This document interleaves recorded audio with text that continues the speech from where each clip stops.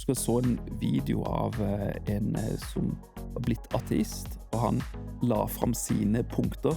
Jeg husker det var et punkt hvor han snakket om at Bibelen, her står det, og så står det litt annerledes her. Jeg lurer på om det var på det punktet da opplevde jeg liksom, wow, er det sant? Inne liksom, i hjertet stille spørsmål, wow, hva hvis alt bare er tull, ikke stemmer? Og da husker jeg fikk panikkanfall for første gang i mitt liv. Og jeg selv husker, jeg sier på en måte, det er en dag jeg har på en måte ikke vært kristen, følte jeg. Det var sånn, jeg så dette her og var litt sånn der, hæ? Ikke tenk så veldig mye på hva de tenker om deg. Altså, bli ferdig med deg selv, dø til deg selv. Om ungdommene sier, Bjarte, se skoene dine, ikke sant? Vi så mange sånne ting hvor du blir helt satt ut, hvor ungdommene liksom, du prater så kjedelig, liksom, at det er så mange ting som virkelig går inn på deg. Da er det vanskelig å være, men hvis alt dette bare er dødt, hvis din stolthet og din ære og alt det egentlig ikke betyr noe. Lurer på om det er i hvert fall ett aspekt, tror jeg, med det Jesus sier om å dø fra seg selv. For du, Ingvar, vi vet ikke så mye om deg allerede, så det er på en måte, du er jo gjest hos oss, fordi jeg på en måte har sett noe interessant i livet ditt, eller i hvert fall som jeg har forstått eller sett og hørt. Hva er det du har sett, tror jeg? Altså, jeg føler ikke jeg har sett så mye, men det jeg liksom har sett litt er jo på en måte, du er på en måte en person som skiller seg ut. Og det er det som ofte jeg føler eller vi har lyst til å ha med, folk som gjør litt annerledes ting i livet sitt, har lyst til å liksom pushe grenser litt. Og jeg har hatt noen gode samtaler med deg, middagssamtaler og sånne ting, og da merker jeg at du er på en måte en person som virkelig, du er på en måte en challenger, som man ofte sier, føler jeg. Og det synes jeg er jo alltid litt gøy i kristne sirkler, for det er ofte så vil vi være litt sånn kumbaya, og liksom, kan ikke alle være helt enige. Og da merker jeg litt at, ja, du på en måte, du er litt sånn, det er sånn, hvorfor må vi skal ikke alle sitte på en benk, liksom, skal vi det? En kverulant? Ja, for eksempel. Kanskje de andre vil kanskje si det om deg, nei, vet ikke. Mamma sa at jeg kunne erte på med en stein. Det er såpass, ja. Så jeg kom ofte i trøbbel på skolen, og det var ikke alltid de andre sin feil. Mente mamma da, det kan også være min feil. Og det mente jo ikke du, det. Kanskje nå, i fjor. Skjønner jeg litt hva hun mener. Jeg har en teori da om at ingen har blitt gitt svaret, eller svarene. Det kan ikke mennesker bære. Altså, vi er for skrøpelige til å si at Gud vil aldri gitt svaret til noen av alle svarene. Ja. Det er jo et vers som sier at liksom jeg kvoterer mye på engelsk, men we see in part and we prophesy in part. Ja. Altså liksom at, liksom du sier da, jeg tror ingen menneske kunne bært the wisdom av alt. Full åpenbaring, liksom. Ja. Kan du tenke deg, liksom, vi er misjonssambandet, og vi har faktisk rett. Ja, ingen har feil. Nei, vi er pinsemenigheten, og vi har faktisk, vår tolkning er den rette. Det virker som ingen egentlig blir gitt det. Da blir man nok ganske overlegen og tråkker ned på de andre. Ja, så i hvert fall, jeg vet ikke om du har lyst til å fortelle litt, liksom, om det er noe, liksom, jeg vet ikke, vi har bare litt sånn, ikke livshistorie? Ja, kompakt, men også er det noe som kan connectes med kanskje da, som vi har snakket om da, lunkenhet, har du kanskje opplevd det i livet ditt, og liksom, er det steder som gjør at du liksom, dette har kanskje trigget deg litt? Lunkenhet i mitt liv? Ja, i ditt liv kanskje, ja, ikke sant? What? Nei, det har jeg aldri hatt. Ikke. Det er vel de andre som har lunkenhet, er det ikke? Jeg synes det er et kjempegodt spørsmål, for jeg har tenkt på det i årevis. Ja. Jeg tror litt av min stolthet, i hvert fall før, var å absolutt ikke være lunken. Kanskje har jeg en dose bipolarhet i meg, fordi jeg føler veldig ofte så er jeg en typisk 100% person, alt eller ingenting. Jeg kan ikke gå halvveis på noe. Og jeg blir, hvis jeg ser en graf eller noen søylediagram hvor noe er liksom i midten, det skjønner jeg ikke noe av. Enten er du med eller ikke. Så det er litt sånn binær da. 0 eller 1. Særlig før så vil jeg si jeg har vært veldig zealous på engelsk, og på norsk er vel det... Er det sånn gira da? Kan man ikke si det? Ja, veldig committed. Og det var altså litt av min stolthet. Jeg skal gå, eller jeg skal i hvert fall gjøre det, eller jeg skal ikke gi opp. Kanskje, altså, Peter er jo et typisk om alle svikter deg, skal ikke jeg, eller la meg gå ut på vannet. Du Be tror det hadde meg om vært å han, komme. liksom? Ja, liksom jeg kjenner meg litt igjen i den typen, liksom, jeg skal klare det i hvert fall. Man litt sånn gira. Så det var jeg vil si min fortid, så jeg har reist mye som danser, som breaker med Impact World Tour. Før det, og jeg husker jeg leste Bibelen veldig disiplinert, for jeg var kanskje 6 eller 7 år. Var det på grunn av familie, eller var det bare at du Ja, bare det var nok litt at det trigges av utfordringer, og altså sa pappa vi skulle få ha fiskeutstyr hvis vi hadde lest ut Nytestamentet. Så jeg tror når jeg var 9 eller 10 år, så hadde jeg lest hele Nye Testamentet, og så begynte på Gamle Testamentet etterpå. Hvorfor ikke? Men jeg har vokst opp i Mali, mesteparten av barndommen min, og så havnet jeg på en ungdomsskole i Norge når jeg kom i den alderen. Og så, det var veldig vanskelig.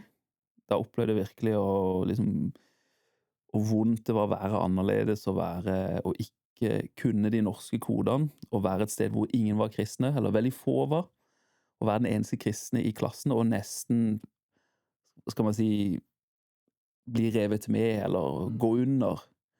Men så opplevde jeg møte med Gud når jeg var rundt 13-14, hvor det intellektuelle ble levende, så jeg kjente Guds kjærlighet eller nærhet. Jeg ble liksom fylt med noe jeg hadde manglet, eller jeg trengte virkelig i den tida. Men var det ett liksom, møte han kom inn på rommet, eller var det liksom Nei, over? det var ikke, det var på et møte på en sånn misjonærbarnleir som heter Inn for landing.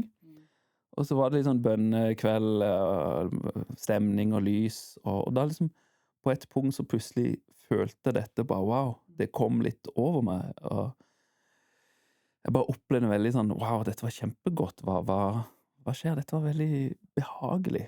Altså smak og se at Herren god. Står det. Ja, står det Men i så, skriften. ekstra bra ut på sånn i de sørlandsk. neste tida, så når jeg var på leir og sånn, så søkte jeg gikk tidlig på møte for å være med på lovsangen og kjenne dette. Det var veldig godt.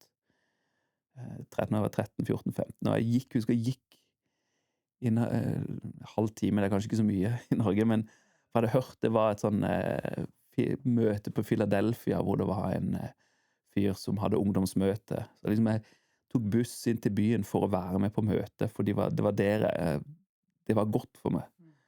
Så jeg tror sånn sett, så husker når jeg begynte å breake, så sa jeg at dette skal jeg gjøre for Gud, og jeg skal trene i 4 år, og så skal jeg reise med noe som heter GX.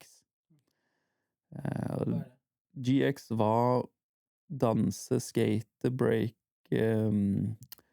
BMX. Det var litt sånn urban, hva skal man si, expression. En uttrykksform som ungdommer likte, og de reiste rundt i verden. Det også et initiativ fra Ungdom i Oppdrag. Så vi var litt sånn rundt i bygdene i Norge og hadde show og delte vitnesbyrd og hadde andakt og sov på menigheten. Men for å gjøre det litt kompakt, så reiste jeg mye, jeg danset mye og gjorde alt for Herren med det jeg kunne, og var veldig sulten på mer og høyere, og det også tror jeg kanskje ble litt mye til slutt, fordi jeg gjorde nok veldig mye for å kanskje i egen styrke, eller for å oppnå et eller annet, eller jeg følte ikke nødvendigvis fikk et bedre forhold med Jesus i all mine gjerninger. Ja, for du føler at det var, du sa at du var på en måte alltid 100% inn, var det på en måte Ja. da for mye inn da, men det var bare mer intellektuelt, på en måte, du bare... Ja, jeg tror det var nok med alle innsats at mye var, man glemmer det at man ikke nødvendigvis har gjort seg fortjent, altså det en gave, det av nåde, det som Paulus sier, so you cannot boast, altså du kan ikke skryte av noe vi har gjort. Altså selv troa gitt oss av Jesus. Selv den kan vi ikke si 'jeg har tro', eller 'jeg kom fram til at'. Jeg tror mye av det jeg gjorde, jeg tror jeg sånn ubevisst prøvde jeg kanskje å oppnå et eller annet, eller fred med Gud. I hvert fall, jeg har 2 bekjente eller venner som jeg har sett i min fortid, har vært helt, de har liksom vært de første i køen, de har stått forrest i møte, og de har vært de mest gira, og så plutselig en dag så er de ateister. Og så er det en annen, han ble kanskje ikke ateist, men jeg merket at han også gjorde alt til det fulle, og så etter hvert så gikk dette litt sånn i stykker, den veien han var på vei plutselig, som om han prøvde å oppnå et slags nirvana, et nærmere forhold til Gud ved egne gjerninger. Hva tror du gjør at de har på en måte vært så på der, altså? Ja, hva kan kalle det da? Ja. Nei, Hva tror du, jeg tror liksom? ikke at Gud driver et spill hvor han på en måte knipser deg ned når du har kommet så langt. Jeg tror det nok handler mer om at vi, uten å være klar over det, er religiøse som folk alltid har vært i alle tider, om de er buddhister, hinduister eller muslimer, så finnes det alltid fanatikere eller veldig gira folk. Altså Buddha var jo en type som absolutt skulle finne ut av ting. Og hans greie var, hvorfor er det lidelse? Jeg må finne ut av forklaringen på dette. Og det synes jeg er litt veldig interessant. Vennen min, som nå har mange spørsmål om Gud og var veldig gira, men han tipset meg også om Jordan Peterson, som også er veldig kontroversiell i dag, men han sa, det som er litt kult med han sier at i kristendom så det er den eneste religionen som ikke prøver å få vekk lidelsen, eller forklare lidelsen. Det redder liksom ikke noe kom hit, og det blir godt. Nei, lidelse, det er noen lider ikke, spiller ingen rolle. Ja, det er nesten, jeg føler som lidelse, sånn, han kan si at han omfavner. Omtrent, ja. For det er ofte liksom, vi føler når vi hører historier, så føler man at når man er litt i det mørke, så føler man sånn, han er der på en måte. Var det Peter og kompisen eller Paulus og følgesvenn som bare, yes, vi fikk lide for Jesus. Ja, sant. Det er jo helt rart. Det ble Wow. banket på, så det. gjorde det, liksom. Men jeg husker, det var faktisk et vers, jeg husker ikke hvor det står, men vi blir jo kjente for å parafrasere noen vers her. Ja. Men det står noe sånt Vi som prøver vårt beste. På vi prøver podcasten det. eller på... Ja, på podcasten, ja. Altså, for det kom mye from the top of my mind. Men det er et sted hvor det står at regnet faller på de rettferdige og de urettferdige. Sant? Og jeg husker da når jeg leste det, så opplevde jeg faktisk å kjenne litt fred, for at igjen, ok, jeg trenger ikke å, hvis regnet faller på meg da, så trenger ikke jeg å lure på det, liksom, oi, har jeg gjort noe nå? Har jeg fortjent regn? I den forstand at har jeg fortjent noe uheld eller noe uflaks, men igjen, Gud og Jesus fraskriver seg ikke liksom Eller han sier det man har lyst til å velsigne alle, ja, og så altså, uansett kanskje. det er ikke liksom noe sånn som du sier, å løpe vekk fra forklaringen på lidelse. Ja. Sant? Og det er på en måte en fred man kan finne det også, opplever jeg da. Ja. Og vite at, ok, vet du, regnet faller på den urettferdige og den rettferdige. Ja. Og det er ikke nødvendigvis at Gud, som du sier, det er ikke et spill liksom, hvor han bare kaster litt regnet, bare for å være kjip og kjedelig. Men ja, jeg bare kom på det når du snakket nå. Ja. Altså det har vært egentlig i det siste så har jeg følt det nesten at Gud nærmest hva skal man si, lutrer rene eller tukter nesten mer de som er zealous. Og det tror jeg også har vært en av faktorene til at jeg har backet litt tilbake, fordi jeg synes det er litt urettferdig, sånn som man leser noen ganger i Jobbs bok og andre steder. Hvorfor lar du dette skje med de rettferdige? Her gjør man alt dette, og så opplever man dette. Og det har vært litt sånn paradoks, synes jeg, og litt hvorfor jeg føler da Gud blir strengere og krever mer av de som allerede har fulgt den rette vei, eller sagt ja, eller de som kom først og ville jobbe, som jeg sier, i forhold til de som kom sist. Ja, de får det samme lønn. De bare, hallo, vi har vært hele tiden, eller ja. Så det også ble veldig så det ble styrt litt unna. Det er derfor jeg følte, hvorfor skjer dette med disse? Og så, For du føler at du har stor rettferdighet i livet ditt? Eller du har, jeg føler jeg det har er veldig viktig for deg å ha valgt det noe rettferdig? annet enn mange andre, så jeg har på en måte gitt min tid og min ungdom til Yes, til Dette- Gud, på en måte? ja. Mm. Så jeg sier ikke at jeg har hatt det vondt, jeg har hatt det veldig godt og vært veldig velsignet, men jeg har sett på sett ting skje med folk, og vi mistet vår vi hadde ei som døde i magen på Ruth etter 30 uker, og det var sånn jeg følte tida før, eller årene før, det var litt sånn, det var nesten som jeg visste det kom til å skje. Så jeg vet ikke om det kom sånn troll i ord, men jeg følte en dag, liksom jeg så en annen, leste med en annen, og han har samme navn som meg. Han heter Yngvar på Hedmarktoppen, og det var sånn, en sånn tragisk historie, og det, liksom, det plager meg at, hvordan kan sånt skje med sånne flotte mennesker? Og da var det litt sånn, ble bekymret, typisk, at det skal skje noe vondt med meg. Og så gikk det ikke så lang tid etterpå før jeg opplevde denne voldsomme smerten.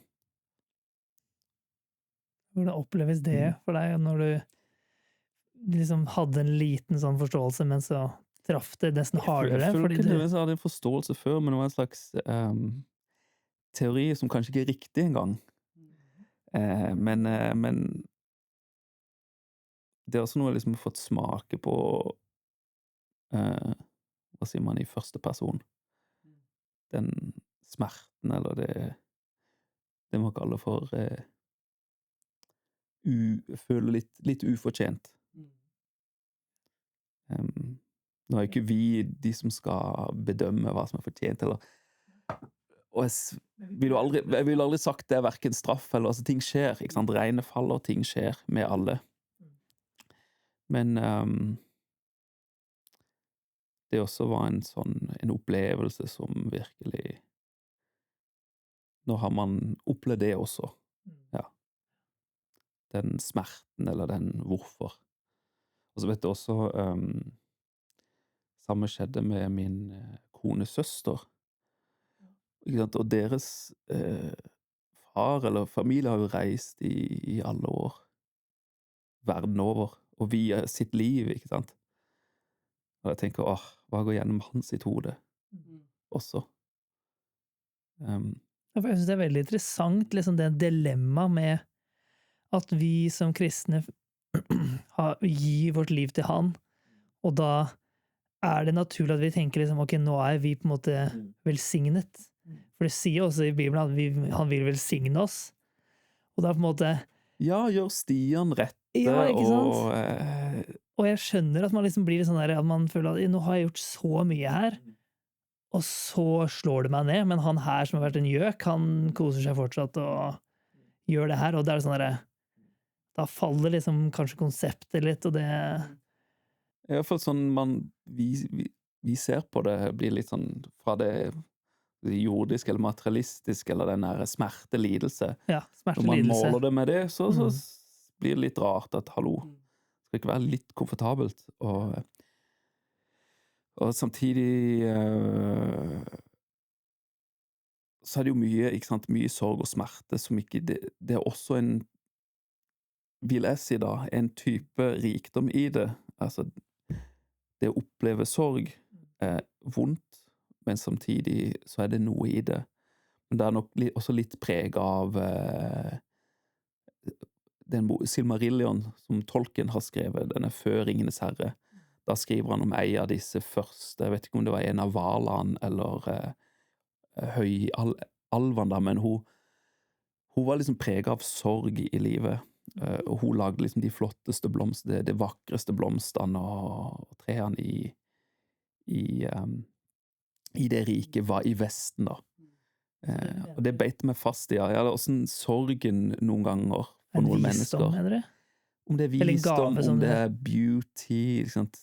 Får liksom fram En annen side en av sånn livet, kanskje? skjørhet, da, kanskje, jeg vet ikke.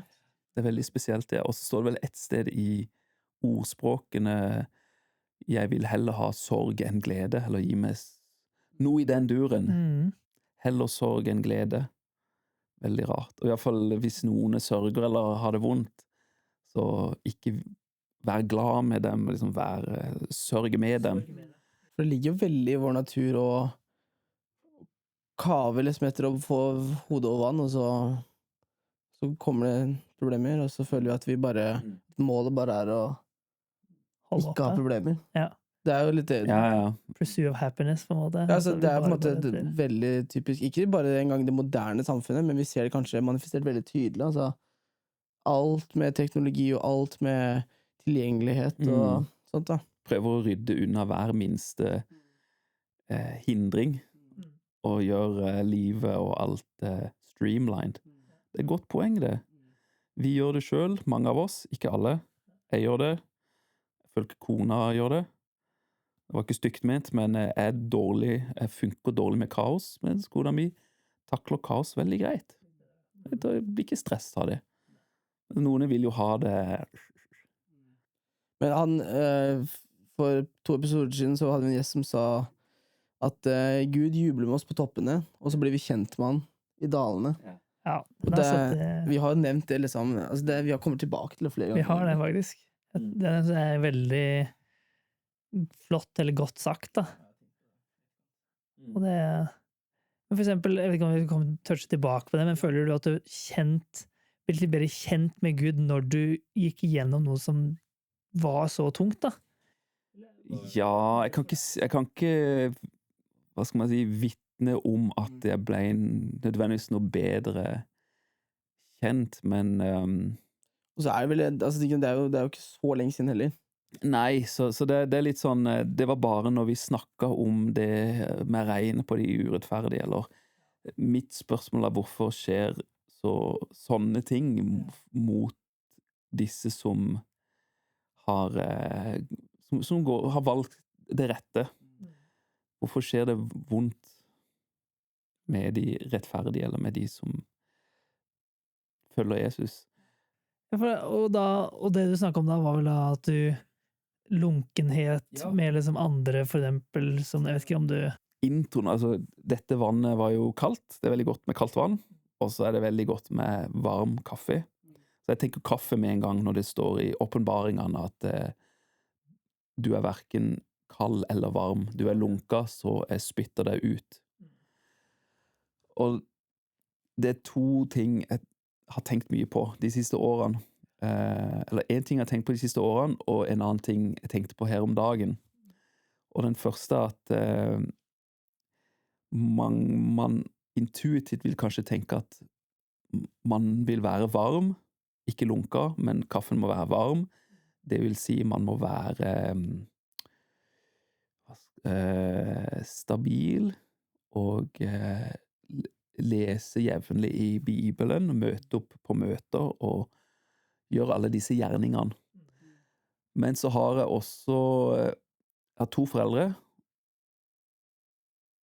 Det er vel litt intuitivt, ja. Jeg har mamma og pappa, og de er veldig forskjellige, og jeg ser at den ene er ganske rolig og balansert, mens den andre er litt mer, kan man si, ikke hot-tempered, men det går litt sånn opp og ned med ting, og man merker det, og man hører det.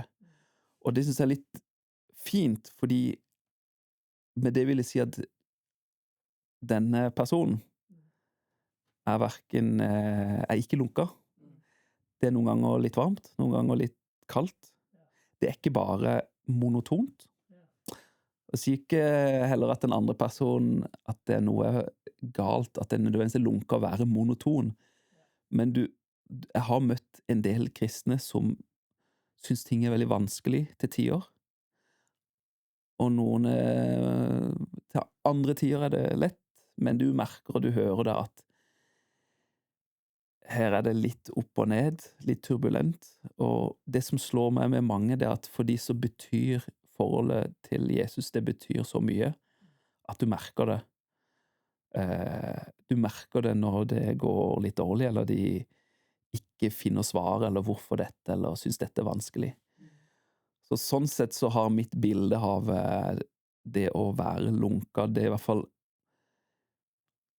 har vært litt fan av den gyllene middelvei i noen år, men jeg stiller også litt spørsmål med å være sånn, hva betyr det å være trygg midt imellom, hverken varm eller kald? Altså i buddhisme skal man liksom følge den gyllene middelvei. Det å være litt passiv og anonym og stemme hverken for den ene eller den andre. Jeg tar ingen sider.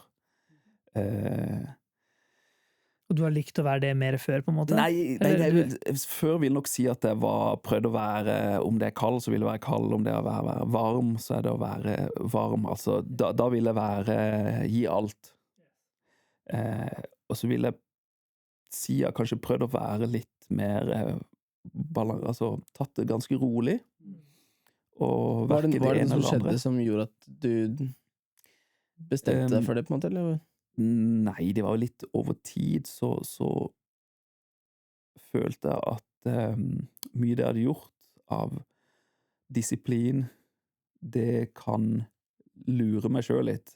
At man tenker min tro bygger på at jeg har lest Bibelen mye. Men du har jo mange skriftlærde i Bibelen, og du har mange som leser mye.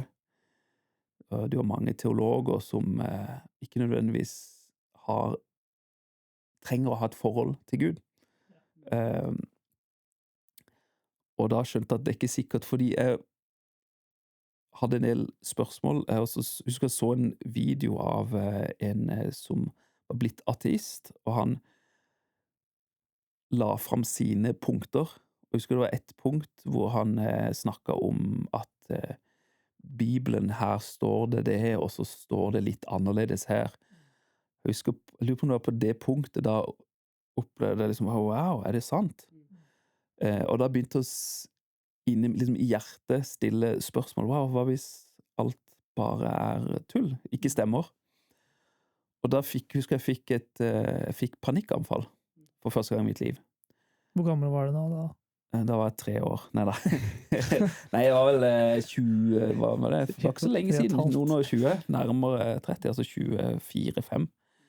Da ble det panikkanfall, så jeg måtte bare inn på rommet til han andre på teamet og sa, kan du snakke med meg? Kan du bare si noe? Altså, jeg opplevde indre panikk som man ikke kunne rømme fra. Det noen kaller angst eller panikkanfall. Og det forfulgte meg i hvert fall 6 måneder, tror jeg, eller et par år, hvor jeg jevnlig fikk det hver dag. Men det bunner nok i at mitt fundament, eller hele livet mitt, var liksom basert på troen på Gud, og alt jeg hadde gjort var med basis, med det grunnlaget. Da måtte jeg liksom starte litt på nytt, og jeg skulle snakke litt med pappa, fikk en bok som heter Kristendom og nervøsitet. Og pappa også har hatt gått gjennom en del ting og tang. Så han har mye godt å komme med, ja.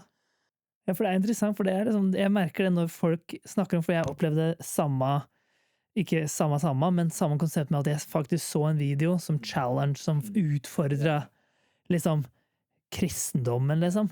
Og så sa han det, altså om helbredelse, altså om boka, og så ble det sånn der. Og jeg selv husker, jeg sier på en måte, det er en dag jeg har på en måte ikke vært kristen, følte jeg. Det var sånn, jeg så dette her, og var litt sånn der, hæ? Og da var det sånn, først får jeg jeg føler jeg på en måte blond, er jeg bare kristendom, ikke sant? Bare alltid digget Gud, og alltid løpt for han, ikke sant?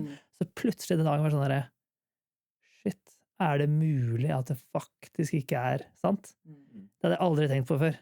Det hadde ikke finnes, egentlig, på en måte. Det var ikke tvil. Ja, det var på en måte alle rundt meg, ikke sant? Amazing, og alle de som ikke var kristne var bare slemme mot meg, så jeg var sånn der, what the heck, liksom. Og da var det sånn der, da var det liksom noe som bare virkelig liksom kom inn i meg som bare, ok, hvordan kan jeg virkelig vite det her?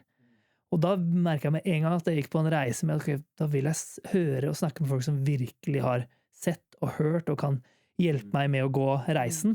Og det husker jeg snakket med min leder samme dag eller dagen etterpå. Liksom, ok, da snakket vi litt sammen, men så var det, jeg hørte på en som Dan Moller, som hjalp meg veldig, akkurat denne perioden, liksom. Og det var veldig, veldig interessant. Og da angrep han tilbake nesten for meg, da. Så var jeg sånn, han svarte på mange av de, og i hvert fall hjalp meg med en reise, liksom. Ok, det litt dypere enn det jeg tror, med kristendommen, liksom. Og det var Man har jo nesten godt av å ja, jeg tror det. se en sånn type video, liksom. Eller? Noen folk. Ja, Det ikke alle, nei, men jeg ikke tror sant? noen trenger det. For jeg tror ikke det er det som viktig, og det ikke på en måte en oppskrift. Å ja, ok, nå må jeg utfordre meg selv, nå skal jeg bare finne noe her. Det mange mennesker som ikke Det, har behov for det. nei, eller- det som jeg har catcha òg. Og jeg merka det var som jeg gjorde det fordi jeg ville bare egentlig liksom bare vie meg litt syn, men så var det som det skummelt, liksom. Det ikke kødd, liksom. Som du sier, da, det jo når du 100% inn og 100% ut, da skjønner jeg liksom den der virkelig sånn panikk. Jeg kan sense hva du mener, liksom. Ja, for det nesten forbi liv og død. Ja. Det liksom eksistens og evighet og virkelighetsforståelse. Og dette merker jeg skjønner at folk uten å vite det beskytter disse tingene ved hellige kriger eller voldsomme debatter eller fanatikere. Altså mange beskytter dette så hardt at det går de blir voldelige fordi de beskytter dette. Som jeg da følte rakna litt, som jeg måtte begynne på nytt. Men det så essensielt når man altså politikere, ikke sant? Når man politisk uenige, så vil man jo beskytte sin egen forståelse med nebb og klør. For det så essensielt. Hvis jeg har tatt feil, hvis jeg en republican, tatt feil hvis jeg en democrat, så må man jo beskytte dette med nebb og klør. Eller hvis man muslim og har vært det hele livet, så vil man jo beskytte sin forståelse og sine 5 søyler med nebb og klør mot disse truende andre tanker. Så der måtte jeg begynne på nytt. Og jeg vil ikke si jeg kan ikke si at her ligger forståelsen av Gud, om det Bibelen, eller utenom altså opplevelser, spirituelle opplevelser. Det bønnesvar? Det logikk? Det andre folks visdom? Jeg kan ikke si jeg kan peke på noen av de som her, som jeg nevnte i begynnelsen. Jeg tror ingen blitt gitt dette svaret, fordi vi kan ikke bære den kraften eller den poweren da. Jeg har svaret. Det ikke blitt skjenket noe menneske å kunne og vite dette og ha den åpenbaringen da. Så hvordan var reisen din da videre for deg? Var det bare å teste? Teste litt her og litt der, og jeg husker jeg brukte mye tid hvor jeg liksom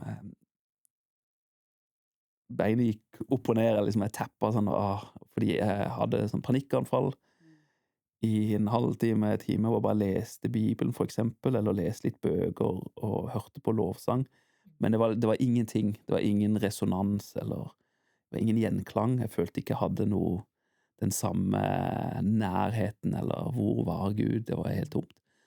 Men ikke sånn typisk reise til Filippinene og langt inn i Mindanao, en jungel, som møter en amerikaner som har mye spennende å si. Og så at veldig mange andre menn i den alderen opplever noe lignende, noe traumatisk. Og disse amerikanerne i jungelen var en som var gift med en filippiner, og han sa at den tida det var liksom en milepæl, et veldig viktig punkt i livet hans, hvor han tok viktige valg. Men da var det som om ingenting, det var ingen respons på noen bønner, det var bare helt stopp. Ingen kontakt med Gud. For han, ja. Han også husker det, og fikk en del andre svar, eller hva skal jeg si, det var en som ga meg et bilde, han så meg og sa, og nevnte hun i Bibelen som hadde blødninger og kom til Jesus og bare ville røre ved Jesus fordi hun hadde blødninger, om jeg bare kan røre på kappen. Og jeg husker da liksom bare, wow, der har du meg, liksom, jeg litt sånn desperat, om jeg bare kan røre litt på kappen, så blir jeg fri for dette, så forstår jeg dette. Jeg hadde en desperat opplevelsen, så det var veldig spennende, langt ut i jungelen, langt bort fra Norge og USA og Vesten. Der føler jeg fikk en del svar.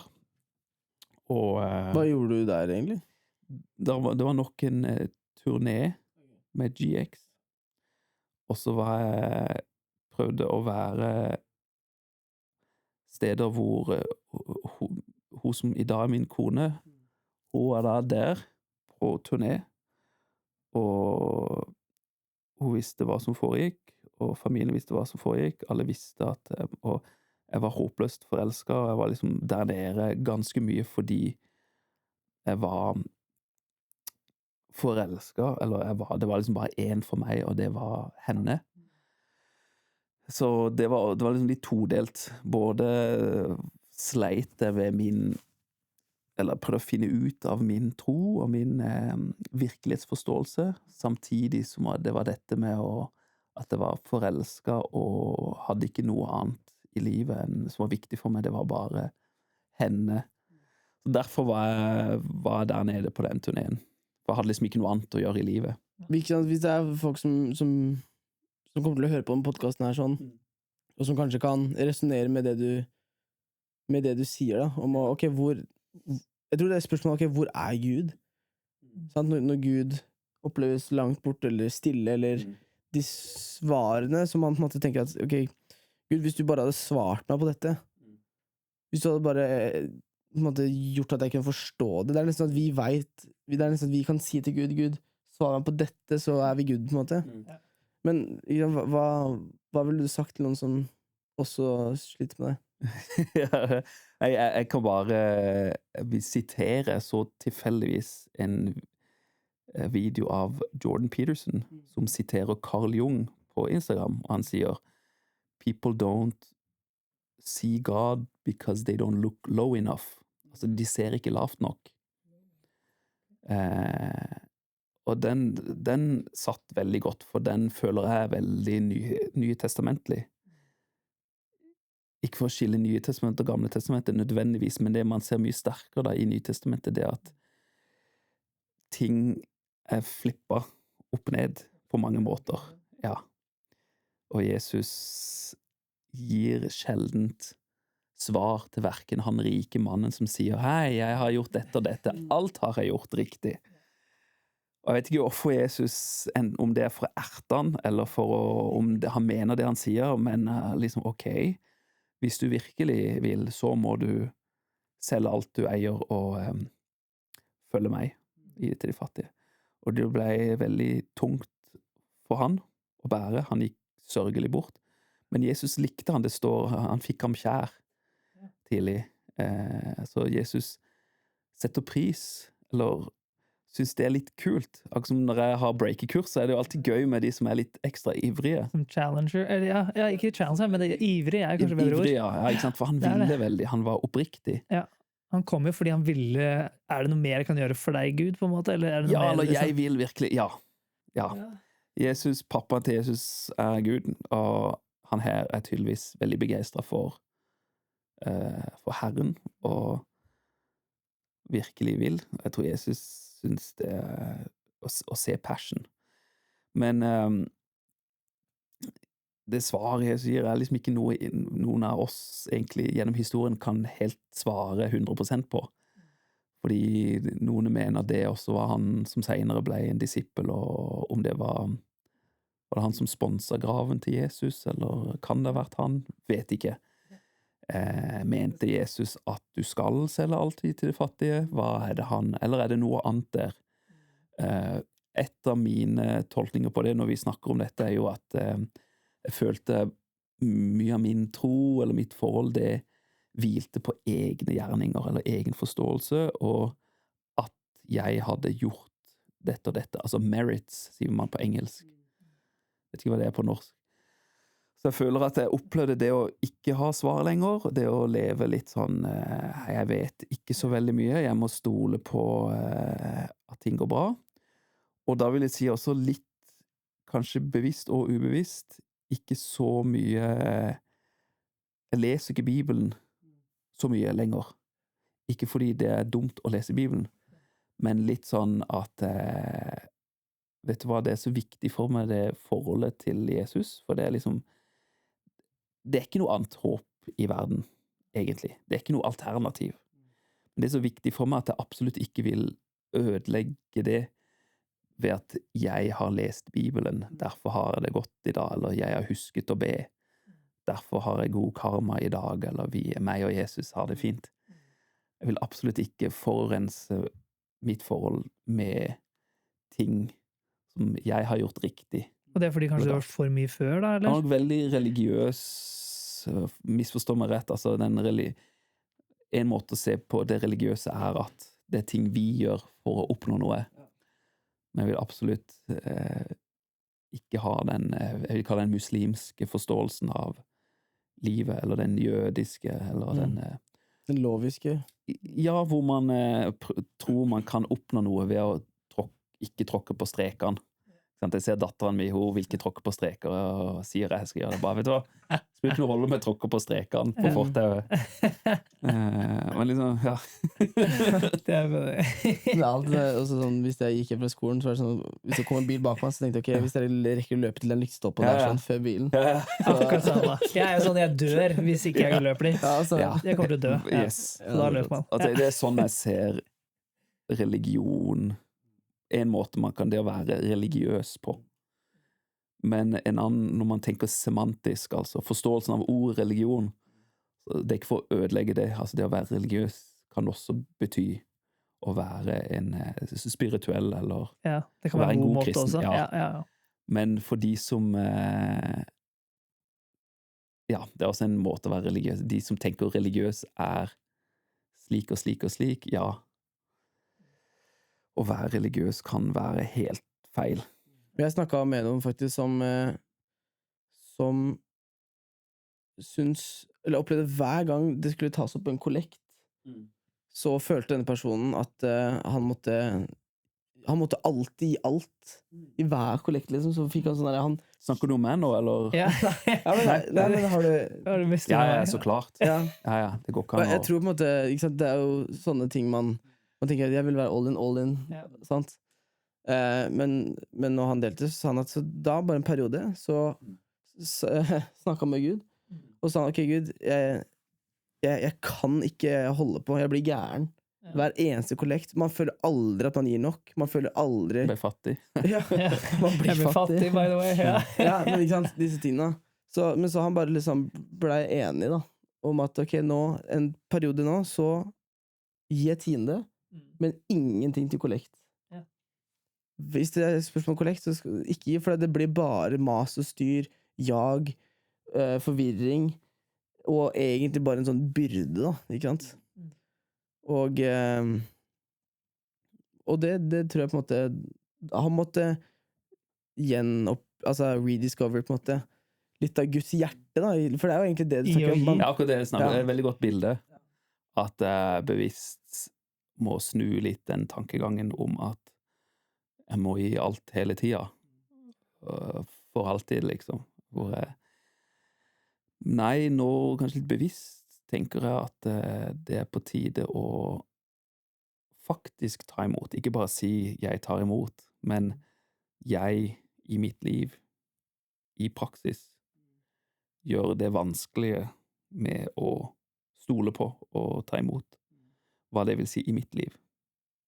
For jeg hørte blitt sagt så mye, og jeg trodde, men det er så annerledes når du jeg kan nikke for noen år siden og si, ja, jeg tar imot, jeg også, ikke sant, jeg forstår alle disse frasene, men jeg selv hadde ikke peiling på hva det vil si i mitt liv. Så for meg å ta imot, som var litt sånn klisjé, alle tar imot, nei, absolutt ikke. Jeg har ikke gjort de ydmykende stegene, som for eksempel å tørre å ikke gi alt. Ok, så, det er wow. interessant. For meg er det sånn, wow, blir ikke Guds, han kommer til å huske på dette, at jeg ikke gav alt. Han skrev i boka si. Ja, du skrev jo ikke, du ga ikke alt der. Ja, ikke sant, eller du klikker ikke like på Facebook. Det er en annen bok jeg så en gang helt tilfeldig på, det var faktisk Philadelphia i Oslo, hvor det står kunst, eller lær å si nei. Så er det en setning, det står liksom nei er et åndelig ord. Det er så rart å lese sånn på norsk. Det er så vant til å høre det på engelsk. It's a spiritual world. It's an anointing. Men på norsk, nei er et åndelig ord. Men allikevel, som bare, det er sant, det er autoritet i nei. Så nei er blitt brukt i andre verdenskrig og i alle tider, eller nei er blitt brukt. Og for meg, jeg sleit med å bruke ordene og si nei til ting. Ja, for du føler ikke at du nå, siden du var så på før da, ikke sant, eller whatever, og så er det liksom nå du er redd for at du liksom blir lunka? Ja, nei, jeg tror, eller kanskje jeg kan si sånn at jeg må oppleve å være litt lunka, rett og slett, fordi når stoltheten ligger i at man hele tiden i egne gjerninger, ikke sant? Man alltid sånn og sånn, så blir det litt feil. Da blir det ikke det forholdet til Jesus som det å ta imot, det å oppleve nåde og hvor alt ufortjent. Men ikke sant, fordi når du sier de tingene her da, jeg ville tenke at det å være varm også. For, ikke sant? Riktig, Fordi bare for å avklare, vi snakker jo ikke om det her som at det å være lunka. Nei, ikke sant?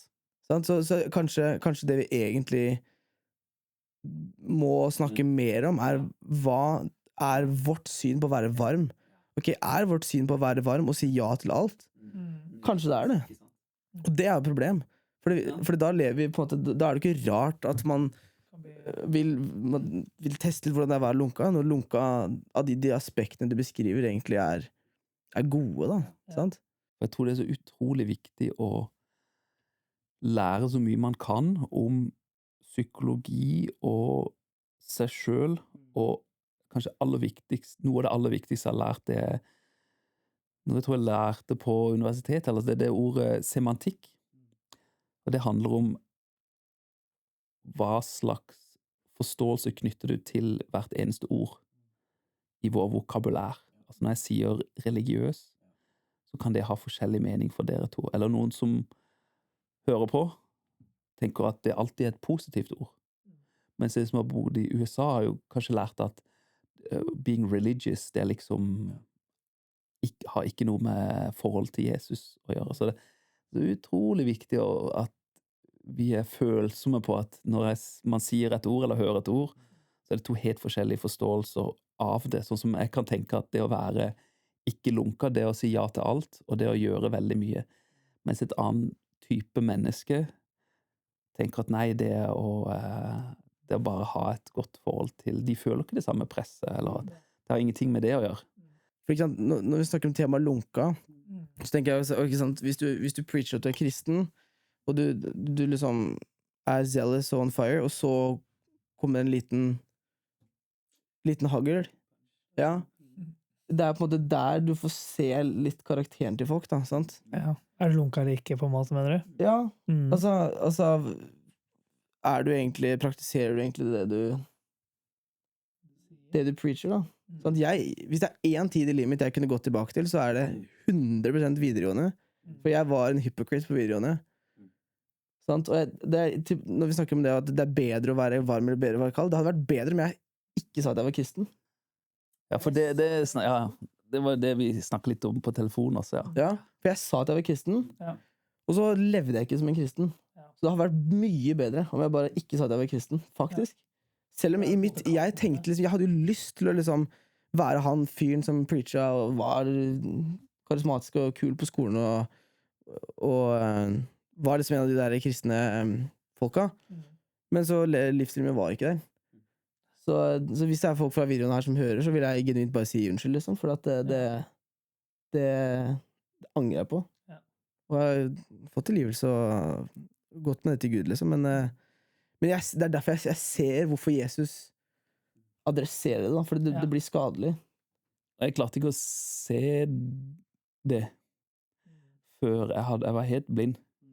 Men jeg var jeg mener jeg var en fariseer på mange måter. Jeg klarte ikke å se Gud, jeg klarte ikke å se Jesus. Helt til jeg var langt i 20-årene, fordi alt var et stort stillas, et byggeverk som jeg hadde bygd opp. Jeg var liksom jeg var veldig close, og det var nok mye reelt gode opplevelser der jeg ble brukt av Gud, mener jeg, men mitt eget hjerte og mitt forhold til Jesus, jeg var blind. Og det her absolutt ikke et svar som jeg kan gi til alle, eller det jeg sier nå, det har kun noe som skjedde med meg personlig der og da, og kunne bare skje med meg der og da, men det var at jeg leste et par bøker av Magnus Malm, og alle de falt helt på plass. Jeg hadde lest samme bok noen år før, men husker ikke et eneste ord fra den boka. Vi måtte til og med skrive et referat eller til hele den boka, som en del av oppgaven for når vi var i dette Team Helligdag, som et danseteam også, så var vi også knyttet til Bibelskolen i Grimstad. Så jeg valgte den boka, og det er Magnus Malm, og boka heter Veiviserne. Jeg husker ikke et ord fra det, men når jeg leste den igjen noen år senere, så falt alt på plass, og noe som heter fotspor i glasstrappene. Og da, litt sånn som på du sier nå, jeg fant ut at, eller fikk den åpenbaringen at alt jeg hadde gjort, hadde en stor dose av fariseerisme, eller hykleri, eller dette en slags tanke om at jeg var spesiell, eller bedre enn andre, eller var på et annet sted. Jeg hadde aldri kommet til det punktet hvor jeg var helt håpløst og fortapt og trengte Jesus. Egentlig, jeg kunne kanskje si det med ord, men jeg mente det ikke dypest inne. Dypest inne så trodde jeg hadde mestret det meste og hadde ganske mye på plass. Og det var ingenting der som trengte Jesus. Kanskje trengte han litt av og til når jeg feilet og trynte, eller hadde synder ikke klart å overkomme da, liksom, trengte Jesus, men helt og holdent så gikk jeg på disse som man kaller fotspor i glasstrappene. Det er et godt bilde. Det kan jo være at det er skrøpelig. Du er høyt der oppe, det handler om å være blant eliten. For jeg var liksom en del av de elitekristne på skolen. Det var jeg blitt stemplet som de som virkelig var på toppen og fiksa ting. Og det er bare litt mer stolthet. Jeg kunne ydmykt si nei, men innerst inne bare ja. Klart det. Dette fikser jeg, ikke sant? Pappa har lært meg masse, og mamma, vi er misjonærer, og så det har liksom gått for meg det å bli, det har liksom vært det var livsviktig for meg å bli bare ødelagt, og bare skjønte ingenting, og lese de bøkene, og bare jeg er helt på jordet. Jeg har misforstått det vesentligste. Det er fint å høre du deler det. Bare, ja, nettopp. Ja, for det jeg nesten senser litt her, er jo nesten at for at vi kristne ikke skal bli lunkne, nesten, så er det disse punchene som gjør at du liksom, vent da, oi, jeg må riste av dette fake, eller riste av dette, og det gjør ofte at ok, da stepper jeg i hvert fall ut litt av den lunkenheten. Men spørsmålet er liksom hva virkelig lunkenhet er også da, ikke sant? Men vi prøver å finne litt bilde på det. Jeg tror det bildet jeg får nå, det at det å være lunka er kanskje at man går og halter med denne falske guden, eller denne falske forståelsen, hele livet. Og kanskje ikke hverken tør å dele eller snakke med noen, eller gå den veien hvor man virkelig utfordrer sin egen. Liksom, har jeg forstått alt riktig? Jeg synes, vi, ser du meg, liksom, har du meg kjær, ikke sant? Har forstått alt for ofte. Det som plager meg veldig ofte, det er som, du leser i Bibelen om disse som har gjort ditt og datt for Herren, og så på den siste dag så sier jeg kjenner dere ikke. Hva betyr det, ikke sant? Og i åpenbaringen så sier han du er hverken varm eller kald, så jeg spytter det ut igjen. Altså, det er så tydelig språk, liksom. Det er sånn der, jeg vil ikke ha noe. Ja, ikke sant? Sånn der skikkelig sånn her. Midtøsten hadde ikke kjempebra. Ja. Men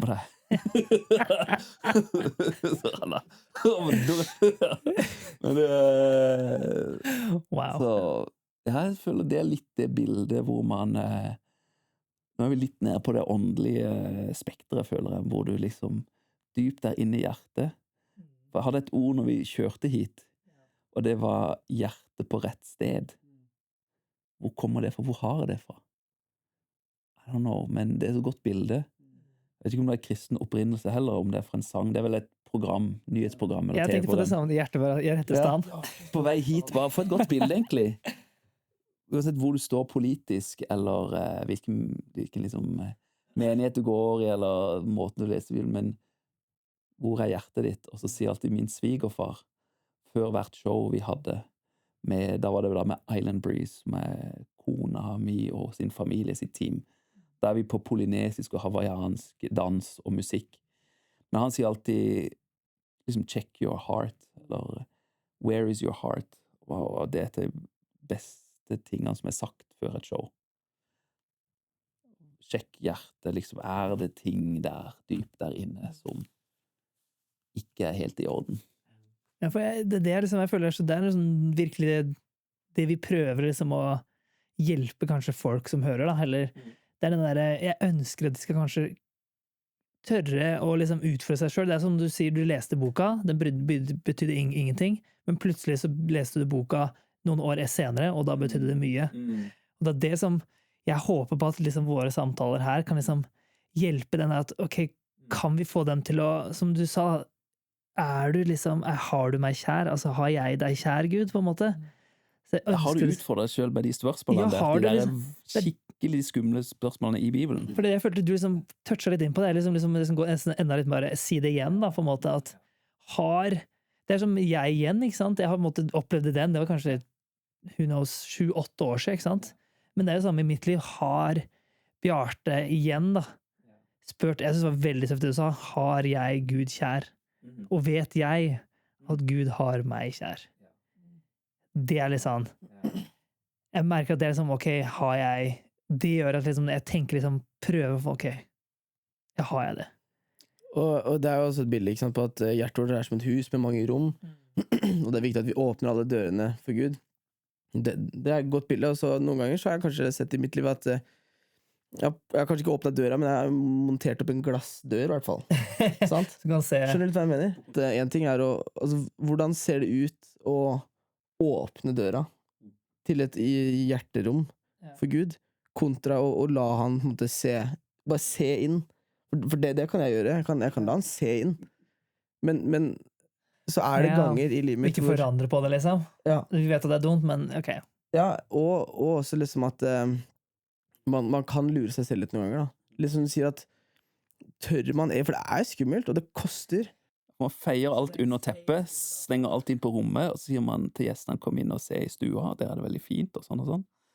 Men liksom lar du Jesus gå, inviterer du han inn på alle rommene, og overalt klarer du å være så sårbar.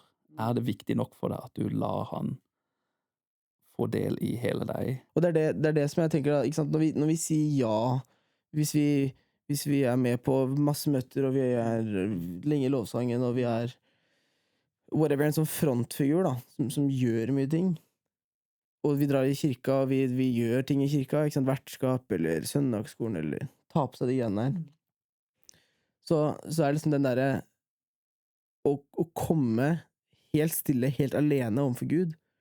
Det er på en måte der jeg føler at man kan begynne å tenke de dype spørsmålene. Og igjen, det er lett å ikke sant, bare ok, jeg bruker tid med Gud hver dag, jeg har en leseplan, her står det at jeg skal lese Markus 15, ok, da slår jeg opp der, leser 2 kapitler, ber for denne personen, og så Gud. Ikke sant? Og man kan tenke at liksom, ja, man har koblet med Gud, men det er noen av de der stundene som er spesielle, hvor man virkelig, hvis man tør å ta opp de tingene man kanskje vet man kjenner på dypt inne, og du sa at ja, det er noen ting man kan ha dypt inn i hjertet, og så noen ganger, hvis vi tenker at vi skal sjekke hjertet vårt, så sjekker vi egentlig bare overflaten. For de første tingene vi tenker på er jo typisk kanskje de som ligger oppe her, sant? Men ikke sant, hvis folk hører nå, og jeg sier de dypeste tingene i hjertet, ok, hvis man tar seg 10 minutter, og genuint tenker på det, liksom sånn, hva var det ordet du sa, at når jeg sier et ord, så får du en tanke? Semantikk. Og det er interessant, fordi alle her, mest sannsynlig vi 3 også, har hver våre ting, som vi kanskje tenker på nå, når vi snakker om å sjekke dypet av hjertet. Mest sannsynlig så har vi 3 hver våre tanker. Ja. Og som lytter også, så får man kanskje, ja, vet du hva, jeg vet innerst inne at det er det her. Ja. Og så er det, ok, hva gjør man med det også, da, sant? Det er et stort spørsmål, da. Ja. Og du sa jo, ikke sant, du sa jo at Jeg liker at du sa at det er ikke bare å lese disse 2 bøkene av Magnus Nei, hva heter han? Magnus Malm. Ja, ikke sant? Det er ikke sånn ja, det her er løsningen, for det her funka for meg, så bare les disse 2 bøkene.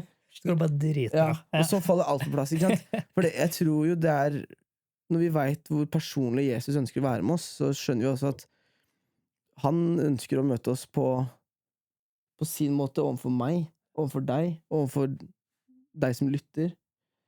Og det kan være irriterende, fordi hvem hadde ikke ønsket at det var bare å lese dette bibelverset, eller whatever, og så bare vet vi at da faller det på plass.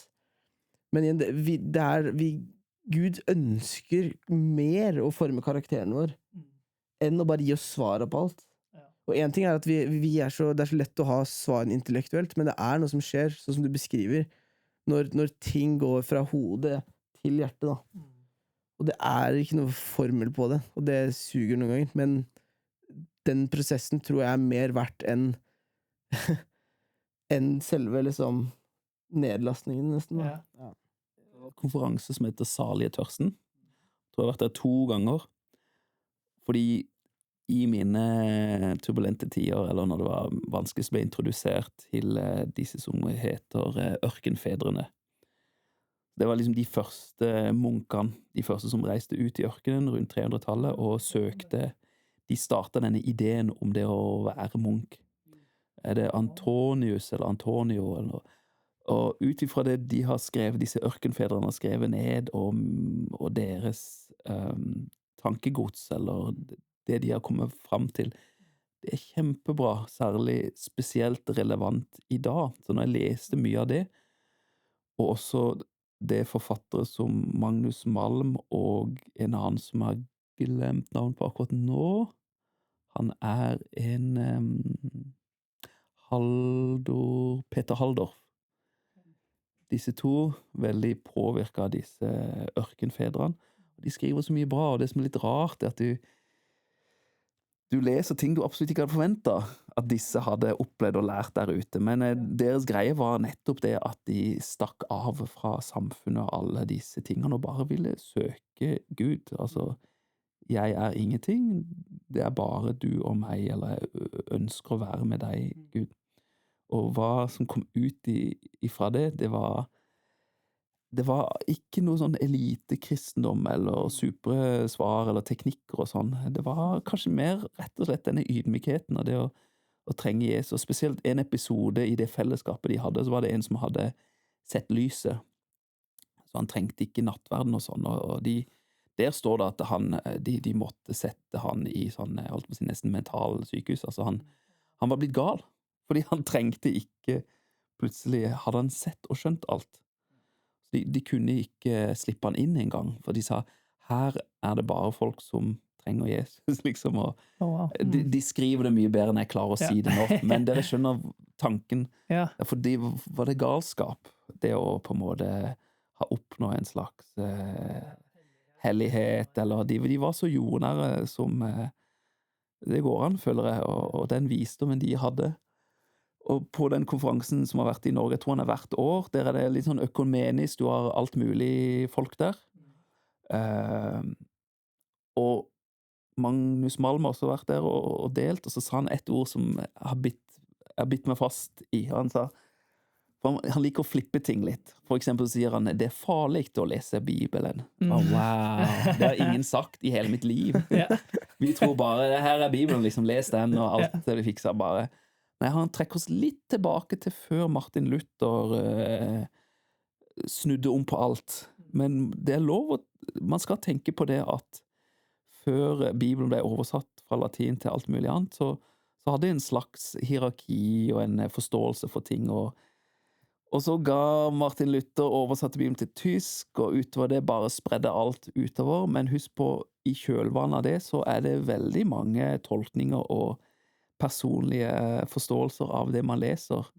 Jeg synes det er godt sagt, det er farlig å lese i Bibelen. Og så en annen ting han sa, det var at han snakket om det å ha det ryddig i huset og ha det rotet i huset, og det de prøver å coine, for husk den dagen, det at du skal ikke nødvendigvis ha det ryddig og pent i ditt hus.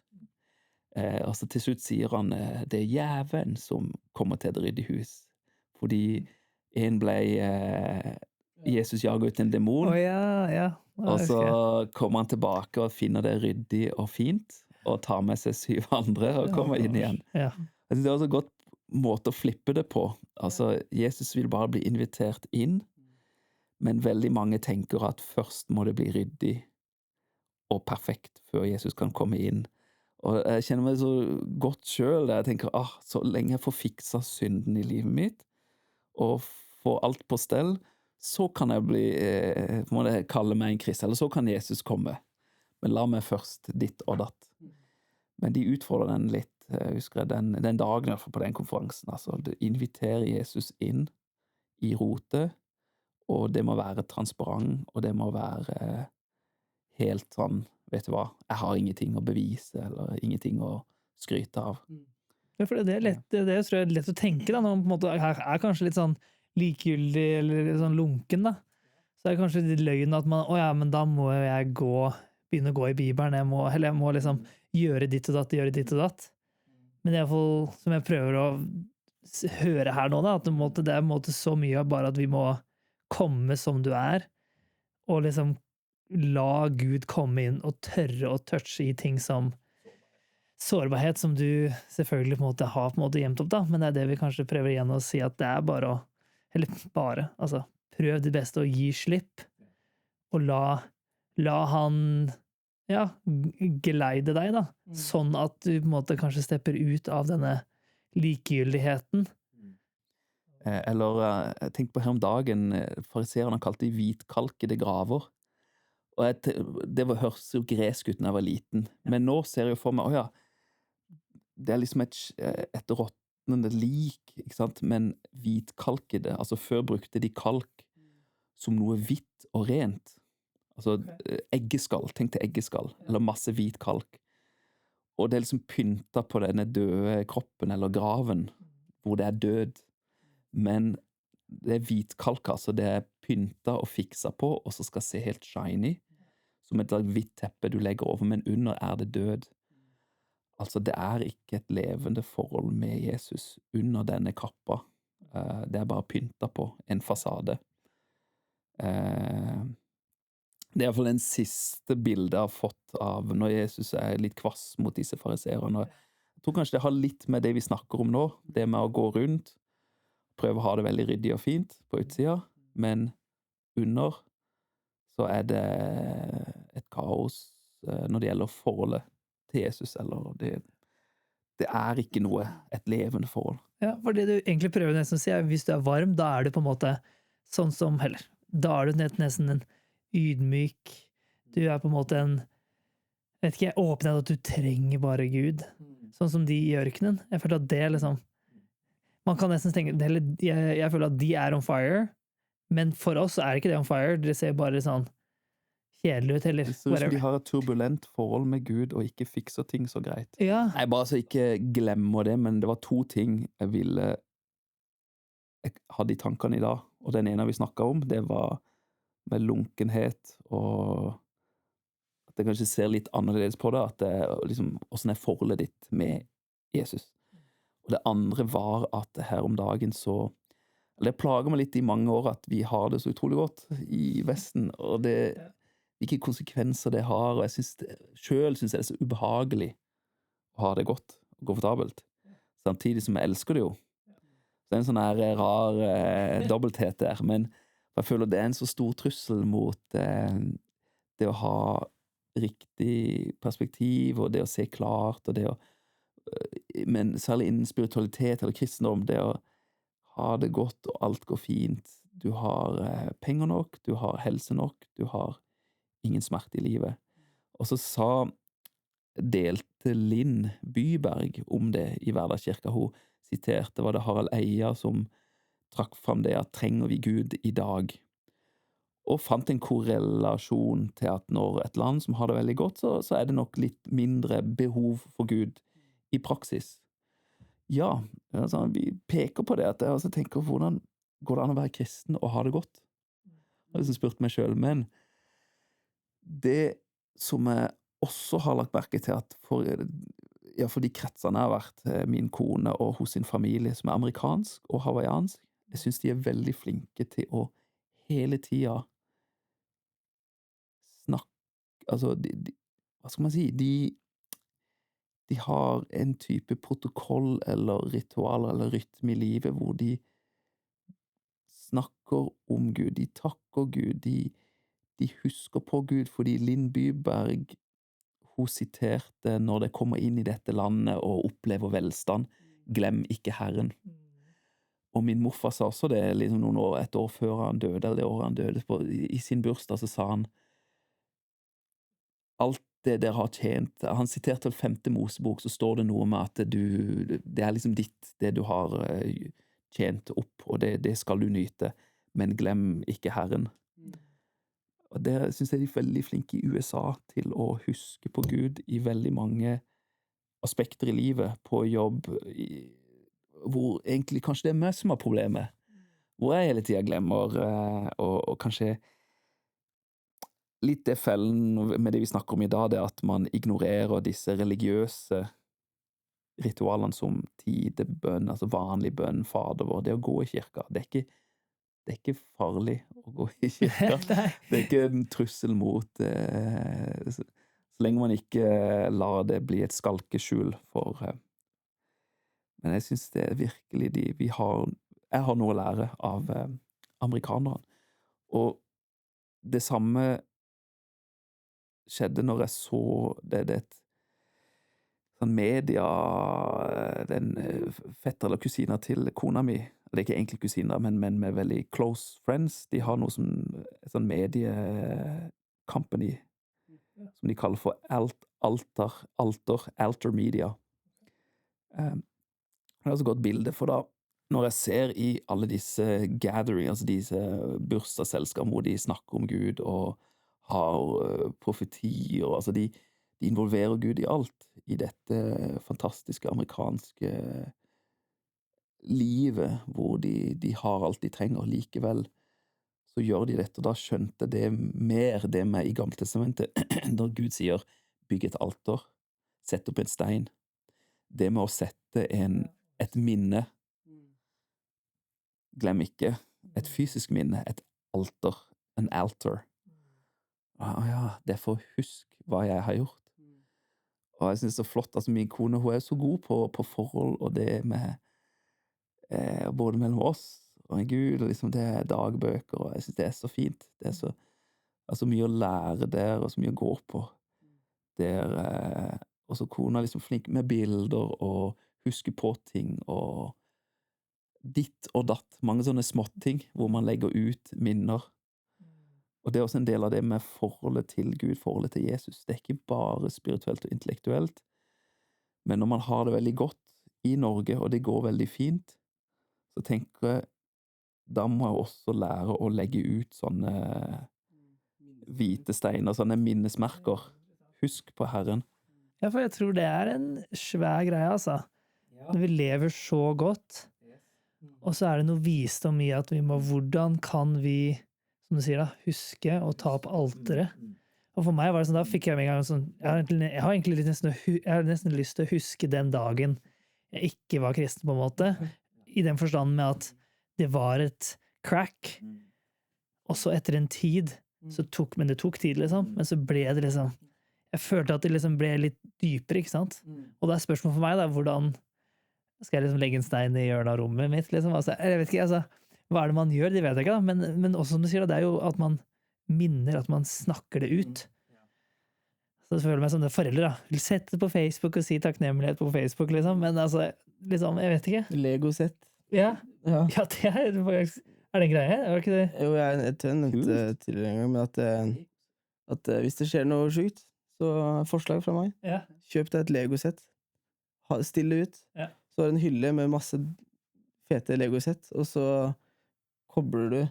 Men kjøper du noe som ligner på det du har opplevd da? Nei, jeg har ikke gjort masse, men det var en Du har i hvert fall gjort det noen ganger. ja, det var en det er en historie til senere nesten, Ja.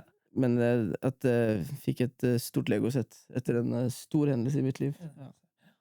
Og det er veldig Så kult. hver gang jeg ser det nå, Jeg synes det er kult. så tenker jeg jo på at At Gud redda meg. Så, men det interessant, ikke sant? Og rett etter Gud deler havet, sant? Og israelittene går gjennom, så ber han dem jo bygg en stone pillar. Altså, det ikke engang et alltid, men liksom minnesmerke, da, et monument. Sånn at generasjonene etter deg kan se og huske. Og så lagde du denne gullkalven rett etterpå, men det Når jeg sier alter, så tenker jeg ikke på nødvendigvis et offersted, men jeg tror et alter også et slags minnesmerke, eller et sted hvor man føler man har litt connection. Men i Gammeltestamentet så virker som det handler mer om minner, og ikke sant, skriv ned dette, eller Har du noen ting i livet ditt? Har du på en måte gjort det som et minne? Jeg tror det veldig greit å skrive ned ting i bøker. Jeg kjenner jeg må begynne å gjøre det. Jeg skriver i notes på mobilen. Når jeg får noen tanker, så skriver jeg de ned der. Det så lett å glemme. Men det noe jeg synes var veldig rart før. Når liksom, må disse jødene må gjøre dette hvert år. Altså, jeg vet ikke om de fortsatt noen spiser. Jeg lager surdeig hjemme, ikke sant? Men usyrede brød. Jeg er usikker på om de fortsatte med dette hvert år etterpå, for å huske at de lagde brød som ikke var hevet, altså hvor surdeigen ikke hadde fått jobbe. Det vet jeg ikke. Jeg tror fortsatt så man nesten synes det var litt sånn så kjedelig å gjøre dette hvert år, liksom. Men så det et aspekt med livet som er helt elendig på, hvor Gud prøver å lære oss, tror jeg da, det med å opprettholde et forhold, det å gjøre litt sånn kjedelige ting. Vi feirer jul, eller vi møtes på hytta hvert år, eller til minne om, eller hvert år gjør vi det. Som jeg lærer mer og mer nå som jeg er gift, og kona veldig god på det, og hos sin familie og venner veldig god på sånt. Og da ble det sånn, oi, wow. Vi hadde en av han som var leder for oss i Team Hellig da, det var Knut Tveitereid, og han brukte 5 figurer fra, jeg lurer på noe, Bill Hybels eller noe i USA, og en av de var sirkelen. Og lærdommen derfra det var 2 uttrykk, det var kronos og kairos. Jeg lurer på om kronos den lineære tida, det liksom tid, men jeg lurer på om kairos mer en sirkulær tankegang eller en hendelse. Men stikkordet Kairo. Ja, men jeg minst jeg bare hørt Kairos før. Kairos. I hvert fall så handler det om at når noe skjer, så hensikten at du skal lære noe av det, hvis ikke skjer det igjen. Og gjennom livet så føler jeg seg litt sånn, wow, gang etter gang så skjer dette meg. Jeg må lære noe ut av dette, hvis ikke kommer jeg ikke videre. Interessant. Og israelitterne også, de gikk litt sånn rundt og rundt, og jeg vet ikke om de lærte så mye i ørkene, kanskje litt, vet ikke. Eller ikke historien at de på en måte nesten kom dit, men så trodde de ikke på at de skulle komme dit, og så gikk de da 40 år da.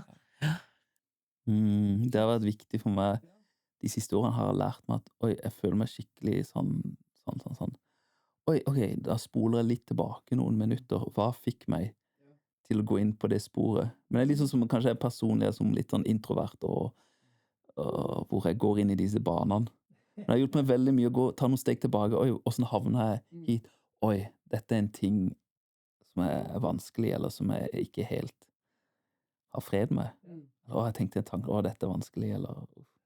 Og det igjen, altså, litt sånn som du sier, at ofte, så hvis jeg kjenner på ting, så prøver jeg å trene meg selv til å spørre, ok, hvorfor kjenner jeg på det her nå? Og det da begynner man å lære mer, da, føler jeg. Kjenne seg selv.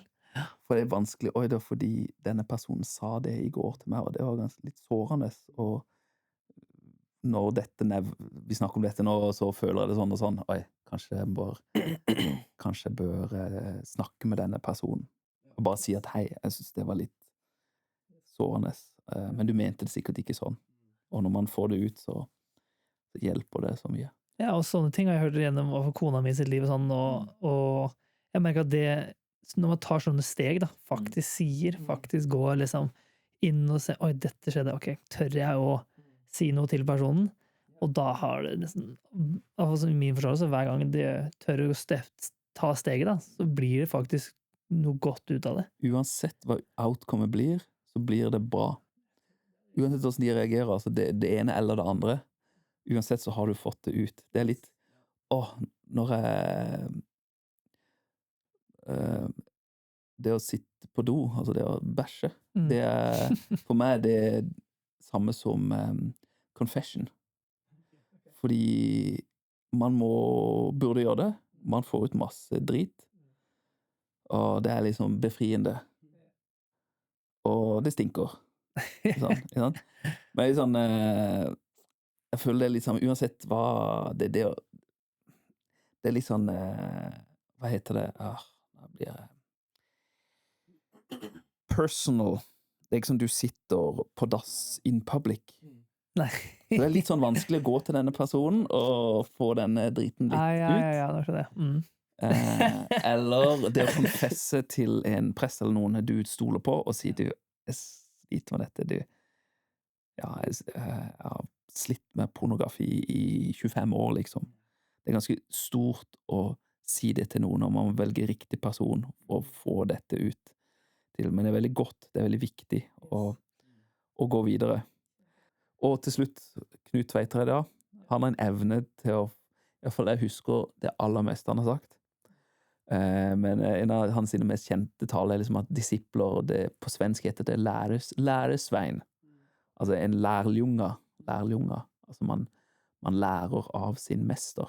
Mens på norsk heter det disippel, og man tenker gjerne disiplin. Mens poenget til Knut det var at man er en disippel, og man lærer av sin mester. Derfor synes jeg kampsport, og jeg driver med breaking, og disse tingene så fine paralleller da, til det å følge Jesus. Så det en sånn japansk kunstform hvor de tar knuste skåler, krukker og skjetter, og så legger de bitene sammen, og så smelter det med gull i sprekkene, og så blir den mer verdt i etterkant da.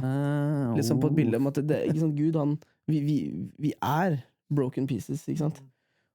Når vi lar han komme og ordne det, så blir vi mer verdt da, og det er ikke sånn at han fjerner jo ikke sprekkene, sant? Det er ikke sånn at han bare med hans gudelige kraft bare gjør den til en hel greie, men han vil jo bruke vår historie, liksom. Ja, sant. Så det er det vi sitter, alle har en historie. Hvis du ikke tror du har en historie, så tar du feil. Og det å tørre å se ting helt igjennom også. Ok, hvis man går gjennom et eller annet vanskelig, det er nesten sånn, ok, om 5 år, så håper jeg at det er mindre vanskelig, og at jeg kan dele med andre om mine erfaringer. Ikke sant? Og så det sånn som du sa helt i starten, at ingen har fått en sannhet som de vet. Det er ingen som har blitt ført over andre mennesker. Som kan fortelle oss, liksom. Ja. Alle. Ikke sant? Det er ikke sånn. Så vi er alle broken. Ja. Og det å tørre å stå litt i det, liksom tilbake for å ro den inn på det her med å være lunka, at det føler jeg går litt på det. Tør du å stå i det? Hvordan står du i det?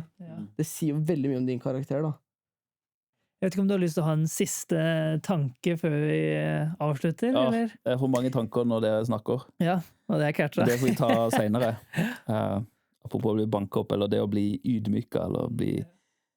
Jeg så det på en TV-serie på Billions noen dager før, hvor et triks var å bli ydmyka, eller hvis du blir skikkelig ydmyka, så det mye lettere å komme med ditt forslag, eller gå til jobbintervju, for du har allerede dretet deg ut.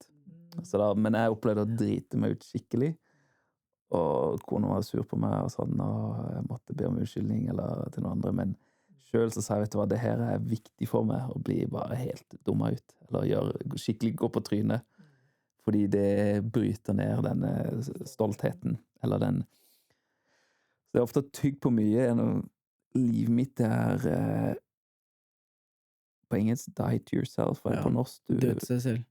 Ja, og en annen som coina det, en ungdomsleder hadde, som refererte til noen andre og sa at disse har ikke kommet over seg selv, blitt ferdig med seg selv. Men skal du for eksempel være ungdomsleder, så må du bli ferdig med deg selv først. Ja, det er perfekt, liksom. Hæ? Ja, være perfekt når du er ungdomsleder? Nei, det jeg mente med at ikke tenk så veldig mye på hva de tenker om deg. Altså, bli ferdig med deg selv, dø til deg selv. Ja, på den Om måten, ungdommene sier, hæ, Bjarte, ser skoene dine, ikke sant? Ja. Vi så mange sånne ting hvor du blir helt satt ut, hvor ungdommene liksom, du prater så kjedelig, liksom, Ja. at det er så mange ting som virkelig går inn på det, da er det vanskelig å være, men hvis alt dette bare er dødt, hvis din stolthet og din ære og alt det egentlig ikke betyr noe, lurer på om det er i hvert fall ett aspekt, tror jeg, med det Jesus sier om å dø fra seg selv, eller med korset så døde jeg. Altså, djevelen har ikke noe mer på deg lenger, hvis ikke du har noe å beskytte. Men så lenge du har masse ting å beskytte, av penger og fasade og stolthet og meritter og medaljer, så er det hele tiden noe der som vi ser på i Batman og andre filmer, hvor bad guysa liksom, de finner ting ved deg for å såre deg, men Romerne 12, ikke sant? Det med å offer your bodies as a living sacrifice. Jeg husker jeg hadde en underviser som bare enkelt hadde illustrasjonen at han fikk en person til å bare legge seg på bakken og spille død, og så sparket han bort han, ikke kjempehardt, men han sparket bort han, liksom, var bort på han, og så skjønner jeg at ok, men han er død, så hva er poenget? Det hjelper vil du ikke sparke igjen, liksom? Ja. Ja. Altså, han er dau allerede, så hvilken hensikt har det? Det er akkurat som du sier, og det jeg føler, for å knytte det opp mot det med å være lunka, at når jeg tror å være lunka, så har du kanskje det er kanskje liksom disconnect mellom den der ekte, ydmyke selvhet. Ja. Altså det å forstå at ok, å dø til seg selv, jeg er død. Og alle har jo hatt en opplevelse hvor hvis noen har bare slengt ut en liten spøk, og så har det liksom truffet en eller annen strenge, da. Ikke sant? Igjen later du som at det ikke skjedde, eller går du inn i deg selv og dealer med det, da? Du har liksom ikke tapt, eller du er ikke dårlig fordi du reagerer på det. Du er bare ekte og levende. Og det er dette du må ikke, sånn som jeg kanskje har ofte prøvd dytte ned disse følelsene. Nei. Jeg må ikke løpe vekk fra de. Være sårbar. Du skal bli det er ikke nederlag å si 'jeg ble såret'. Jeg ble lei meg når du erta meg for det og det. Det er ikke sånn at man skal bli, jeg prøvde lenge kanskje å bli følelsesmessig immun mot alt. Og det var ikke riktig taktikk i det lange løp. Nei. For det er liksom det alle gjør i starten, liksom. Ok, jeg skal være over dette, jeg skal fighte dette. Nei, men det er ikke det heller. Blir jeg flau, så si kona og jeg har vi ser på noe som heter connection codes.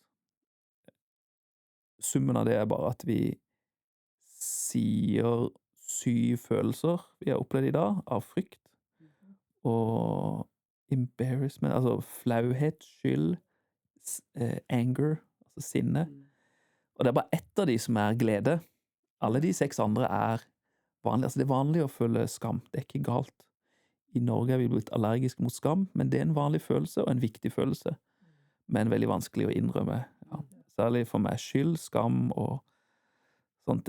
Men det å bare liksom si 'jeg følte det da', jeg følte det i går når du sa det', og det er noe av det vanskeligste for meg å gjøre, det er å være sårbar.